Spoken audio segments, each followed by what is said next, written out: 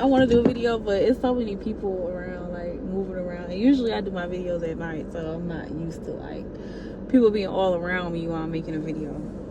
But this is gonna be quick and short because I don't really have a lot of time, and I do want to give y'all the story time of me and the breakdown of my friendship and how we got to this point where now I'm being stalked and harassed by one of my ex-friends. But that's gonna be the next video when I have more time to explain. So y'all might see me wearing the same outfit in multiple videos, but that's because I recorded it all in the same day.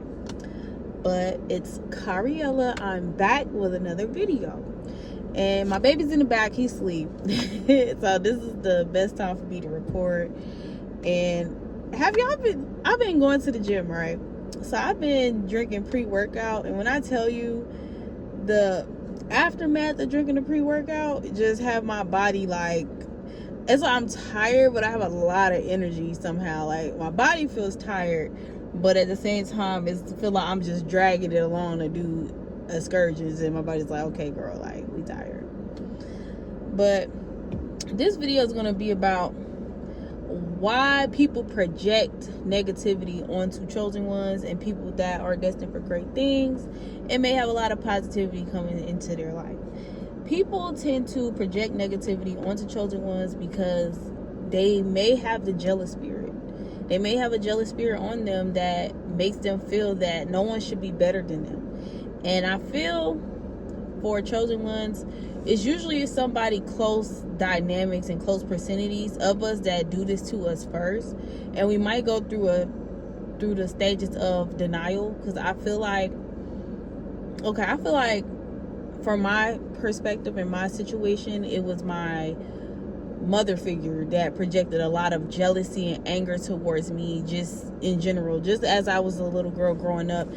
Just certain things she would do and say, now that I think about it and I'm a grown woman, I'd be like, wow, I would never do this to my daughter. I would never say these types of things to a child that I procreated. So it makes me think, like, you kind of always had this energy towards me. It's just now that I'm grown, and it's like you look for other ways to like sabotage me. And usually if they can't project onto you directly, they send other people to do it. So in my instance, it's a sibling of mine that usually projects the nastiness, the hatred, the energy my mom used to project to me as a kid. Now I have a sibling that has taken over, because at this point in my life, I'm not doing anything to you. So it's kind of hard to just, you don't really have a reason to not like me or to project negativity onto me.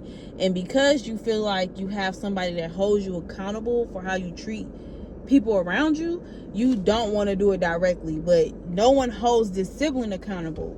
So she feels like, yeah, I can just treat you any kind of way. I could talk to you any kind of way, and I could project negativity onto your life, into you as a person, because hold on, what did the lighting do? Because now I'm looking burnt out again. Okay, there we go.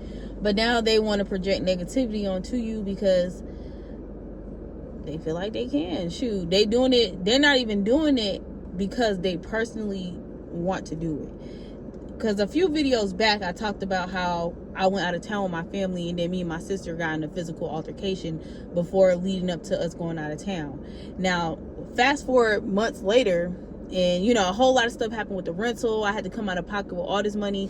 Side note, please get insurance on your rentals. Do not do what I did, and I thought I can get it through my car insurance, and that didn't work out. So I ended up having to come out of pocket like $2,000 to fix the rental before I return it. So that's another side story. Anyway, when it comes to, I lost my train of thought.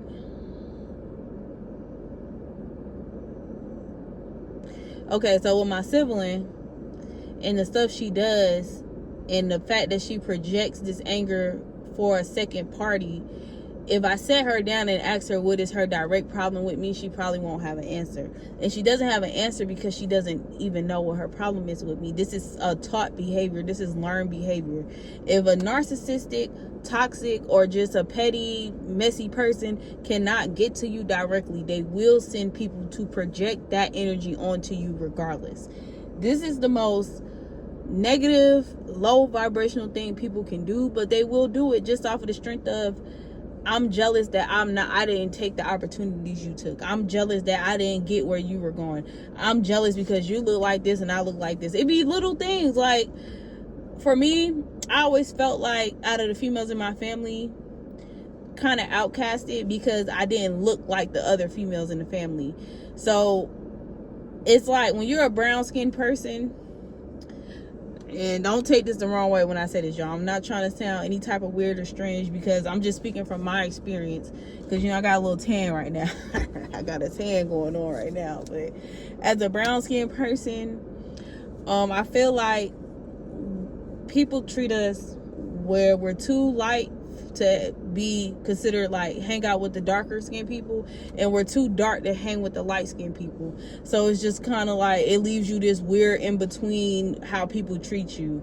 Because I feel like my whole life, me and my mom, we're different skin tones, and me and my sister were different skin tones. My mom and my sister are similar skin tones, and I always felt like shunned or something. Even me having a different texture of hair, I always felt shunned about how I looked and what I looked. That's what always made me think I was ugly, because I always felt shunned by my family, or by my mother, from not looking what she wants me to look like, basically, like what she would prefer me to look like, opposed to what I actually came out looking like, and she birthed me. So it's just because even as a kid, she will say things to me about my hair. I remember one time I was standing out at the bus stop, and she could see us from the bus stop, and she'll be like, oh, why do you have to let your hair out and let it flow and stuff like she'll literally say things to me, like say those type of things to me as a kid. Why are you letting your hair and you're shaking it and you're letting it flow, and then just to put it back in the ponytail? And I'm just kind of like, girl, what you mean? I have a lot of thick, pretty hair. Like, I still have thick, pretty hair now, but as a kid, I had very thick, pretty hair. So it was just like, when her jealousy started to really set in, she just stopped taking care of my hair. She stopped showing me how to be a woman. She stopped showing me a lot of things that probably would have helped me far as self-esteem and how I carry myself. So that's why I'm saying, she wanted me to feel ugly, and as a kid, that worked. Those type of projections that she put onto me feeling ugly and insecure about myself as a kid, that stuff actually worked for her, in her favor. But now as an adult, it's kind of hard to attack my self-esteem, because I built it on a solid foundation. I had a lot of ego debts. I went through a lot of shit. So now I'm on the other side of it, and it's like, you can't touch me with the same petty narcissistic patterns you used to do. So now you're bringing somebody else in to do it. And this person, yeah, they know how to get under my skin because they're my sibling. But at the same time, I'm just so in cloud nine about saving up the money. I actually got something saved up, so I'm happy about that. Saving up the money to get my own place. And it's like a slow process. But slow progress is better than no progress. And that's what I had to tell myself. Even though, yeah, you're trying to find a job to help you save up more money, it's going to come in God's timing. And maybe you looking for a 9-to-5 is not what God wants you to do. Maybe he wants you to work other avenues and go back to your other things you were doing that generated income. But you stopped because you felt like you needed a 9-to-5 to help you. But yeah, there's nothing wrong working a 9-to-5. I have nothing to get. I literally was going to job interviews, but I noticed that I have done hundreds of applications, and I haven't. If you see my previous videos, I talk about how I was doing applications, going on interviews, and I was not getting jobs. And I was just kind of like, okay, I redid my resume, reapplied, actually got another interview, but then I didn't get that job either. Well, I don't know, because they haven't called me back, but they said they'll call me back in a week or two. But I just had to roll with the punches of life right now and stop worrying about, oh, I don't want to run the mileage up on my car, this and that, and worrying about things that don't really matter when God gave you a position to do. He gave you things to do. He gave you this expensive car note so you can be focused on finances and working towards that, not getting distracted, not looking to what this person is doing and looking to that what person is doing, not being stressed about projections and people projecting onto you.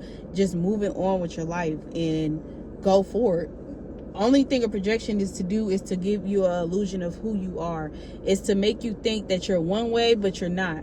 It's literally just magic. And once the magic can't touch you, or you don't react to it, it can't touch you. Like, it just can't get to you to the source of who you are. And that's what you got to do. You have to protect that inner person of who you are. I grew up my whole life thinking I was ugly. Even though everyone in my family told me I was pretty, they gave me the nickname Pretty, but I never felt that because of how people treated me. How my mother treated me, how my father treated me, how my siblings treated me.